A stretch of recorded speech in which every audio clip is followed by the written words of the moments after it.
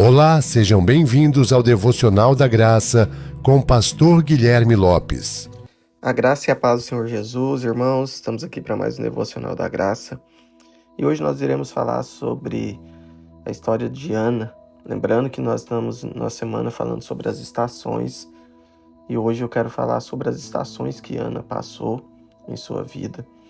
E nós vamos ler o texto de 1 Samuel, capítulo 1, versículo 2, que diz assim: E este tinha duas mulheres, o nome de uma era Ana e o de outra Penina.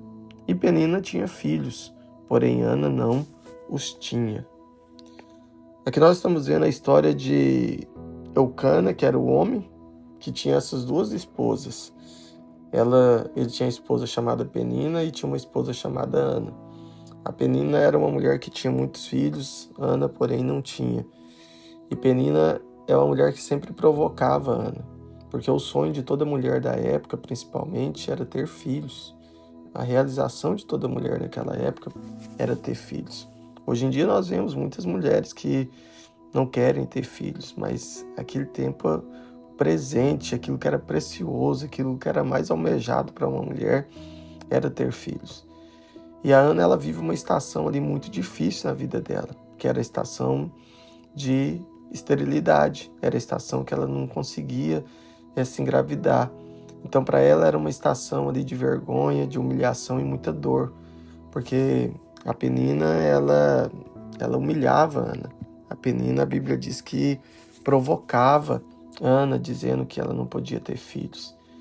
Só que a gente percebe aqui que o Senhor, ele muda essa estação de Ana. O Senhor leva a Ana a uma estação de resposta, uma estação de alegria e uma estação principalmente de propósito.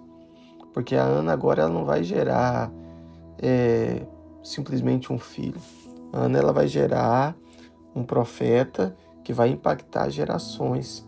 A Ana, ela vai gerar alguém que vai ser resposta para a nação ali de Israel. E há estações em que o céu muitas vezes parece fechado, né, irmãos? Parece que nós oramos e nada acontece. E a gente chega a um ponto de questionar, pensando que o problema pode ser nós, pensando que Deus se esqueceu de nós. E não pense que é só você que passa por isso.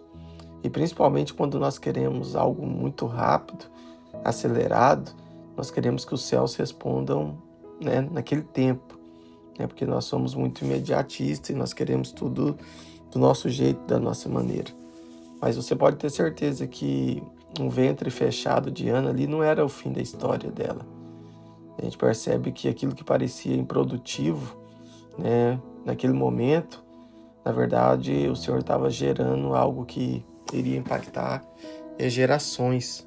Gerações seriam impactadas através do que estava sendo gerado. E para você gerar uma criança, né, tem um tempo. A criança é fecundada ali, depois ela vai estar sendo formada. E isso dura pelo menos 9 meses, né, que é o prazo de uma gestação. E não adianta a gente querer acelerar aquele processo, aquele tempo, porque não vai adiantar, não vai resolver. O ideal é os 9 meses. Então, eu acredito que aquilo que eu e você passamos de estação de humilhação, de vergonha, de dor, né, é apenas um tempo, porque o Senhor vai mudar, assim como mudou na história de Ana, e vai ser gerado algo que vai impactar gerações.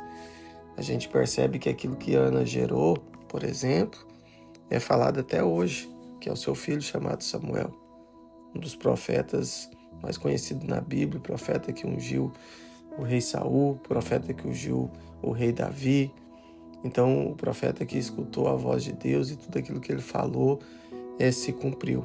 Só que nós não vemos ninguém, a Bíblia falando nada sobre a história de Penina, os filhos de Penina.